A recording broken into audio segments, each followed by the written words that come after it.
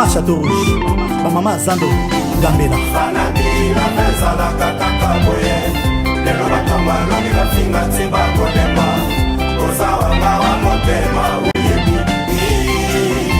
PDG Pis Mwabibu, Océan Zanzo. Ah ouais. Bakolemba mama.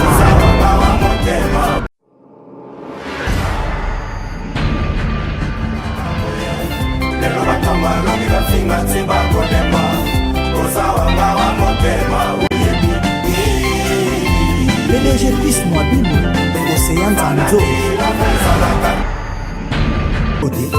Maman Château Rouge, maman Zando, Gambela.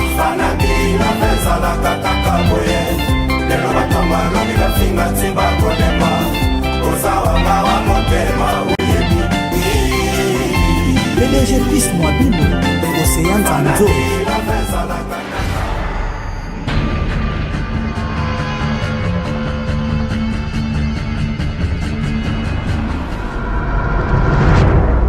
Bonjour, bonsoir mesdames et messieurs, ici c'est Queen Fanabi avec mon émission Queen Fanabi Show. Comme vous voyez, on est en plein studio avec le vieux joli. Moi j'aime bien quand je l'appelle le vieux quoi, mon vieux joli Mobiala. Il est mon papa, il est mon vieux, il est de tout quoi pour moi.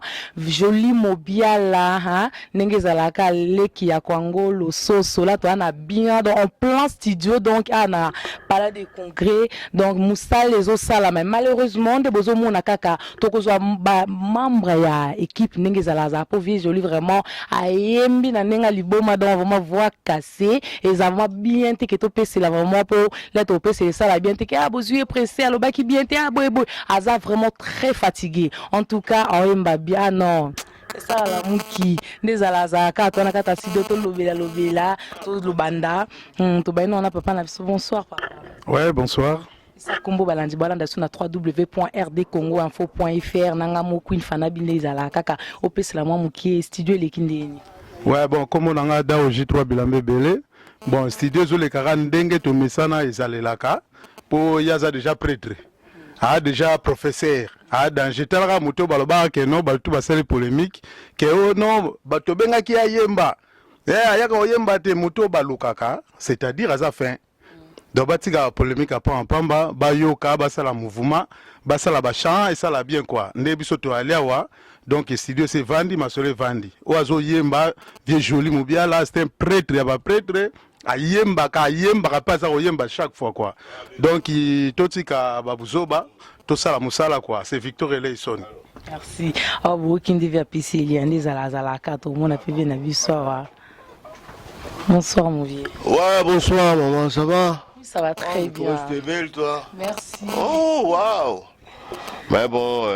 Toi, en plein studio, à joli Mobiala et les candidats déjà. Mais il n'y a pas trop à commenter. Hein. Nancy a expliqué qui peut Rolanda explication. Il n'y a pas mieux que lui, quoi. Hein? Et Jésus est parti. Bye bye, Jésus. Mais atika la ibiso molimo mo santo quoi. Atika milimo mi santo te mais atika molimo mon santo mais na ba disciple belé. Donc là maintenant ils a boulot il y a Saint-Esprit hein. Saint-Esprit a zo travailler na idéologie oyo Jésus atikaki. Mais vraiment la rosenga na ba disciple ba trahir te quoi. Évangile ezala selon disciple chacun hein, chaque disciple a ça là ba verset naïe hein. Selon yé pour honorer caché naïe. C'est comme si dans la Bible on connaît Jean-Baptiste et selon Jean-Baptiste Matthieu selon Matthieu, David selon David n'a pas psaume, hein? Et Luc selon Luc quoi. Mais toujours basé inspiré dans Saint-Esprit. Ah ouais, et ça est studio le plus cher il y a à Paris quoi. Tous on a parlé des congrès. Et ceux qui n'a ngai ancêtre mobola c'est du dernier citoyen de la République, ceux qui a signé studio Oyo et ça là qui pour honorer juste pour la mémoire il y a Jésus. Hein? Otobenga qui Yesu vieux Jean et vient King Emene à les voilà les grands qui Simbi les Kukuta les Yamukolo ou les Kaki Bango mais ce que molimo mosantu aosala misala oyo ya mokolo asilisaki te quoi oyo etikalaki comme ça ya azosisa yango bamélomane baamoureux ya bonne musique bango tout personne sera dessus hein? Mais bato oyo bakanisaki ke soki ndenge nini mawa na bango. Okinde papa Peseli ninga lobel merci beaucoup papa to ke kozwa moko ba ninga misusu baza libanda mais mona ya suka ezali mona ya suka ezali ke vraiment ba disciple nyonso soki za ko travailler sans molimo mosantu c'est comme si on déraillait hein ba petit na ngai ba disciple boza ebele ba Jean ba Luc ba Matthieu ba Moïse ba David ba je sais pas hein ba comment la bino tout boza ebele ba Matthieu voilà.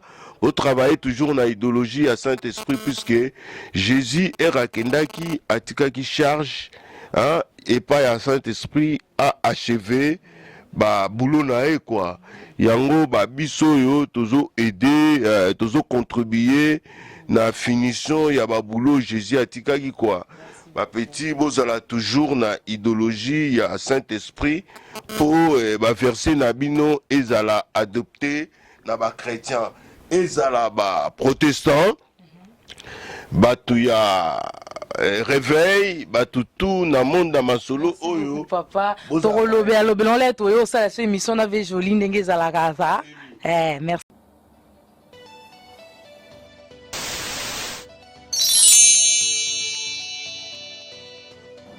Les tontons, les tontines, biso nos toyebi que tous en aposa, tous en ba news, information yamboka.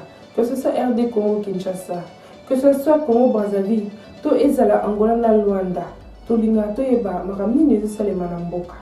Mayele wana epesami compagnie Semoko, Sepela TV. Sepela TV memela bino ba image live ya mboka Congo Kinshasa, Congo Brazzaville pe Angola na Luanda. Baza wana pona ko sepesa bino. Babito kusuka wana te ka live ya mboka te. Meto bakisi pe makambo yo sala mokili mobimba. Oza bana mboka. Dans la diaspora congolaise, la diaspora angolaise, la diaspora à Brazzaville. Dans Sepela TV, beaucoup sepesa ma. Dans Sepela TV, bonne réponse. Maintenant que boye bien l'ouvrir Sepela TV ezali. Ne tardez pas trop longtemps. Vous contactez Biso Lelo, comme ça beaucoup à la décodeur na bino le plus tôt que possible. Promotion la Biso ezo continuer. Tellement beau Sepela qui n'a mingi 115 livres pour le décodeur, plus 6 mois il y a Ophélie. Maman, c'est ça papa, papa, c'est ça maman. Bana, aussi c'est ça boti.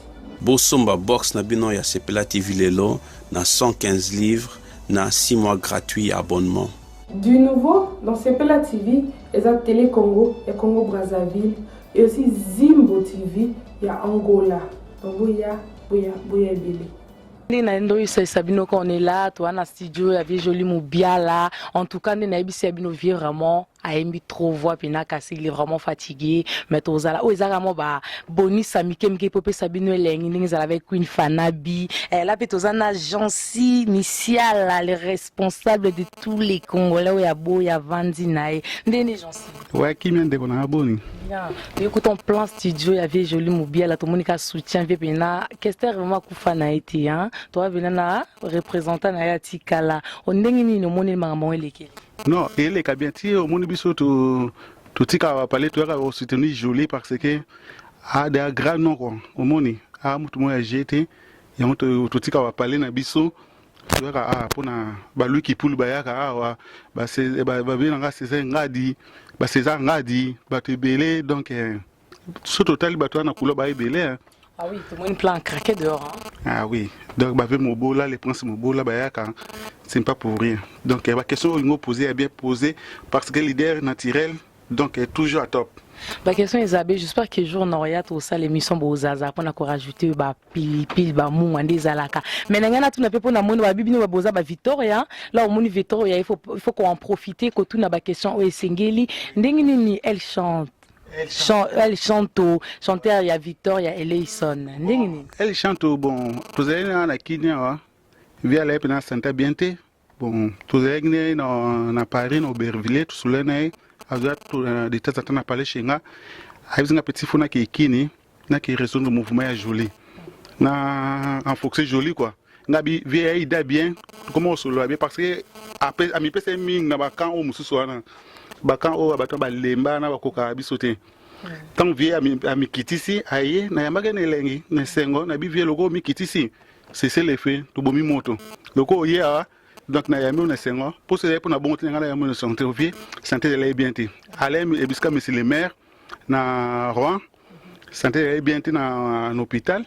Après, si on a un qui parce que na que raison de mouvement boina boina. Ngabi problème ya te grave ya te mais vie il faut yeba au bungi déjà ou pas.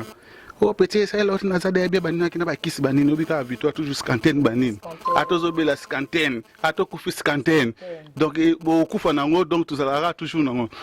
Vie petit akepe kunenga ça peut album na e mbape banini ni azo so ba misini banga so ba fitiling. Après du coup tout comme na ba télévision vie malade.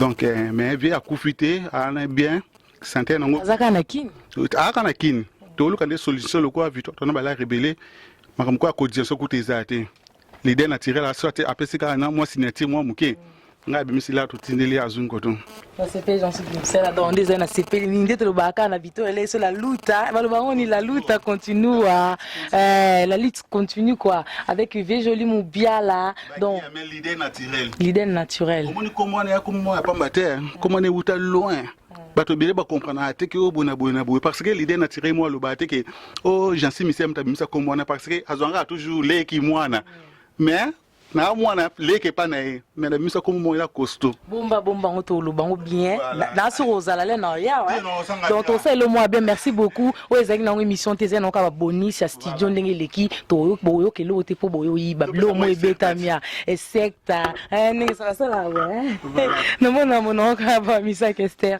merci et certain tout boyo ba ke studio za dernier studio et à la jeudi prochain.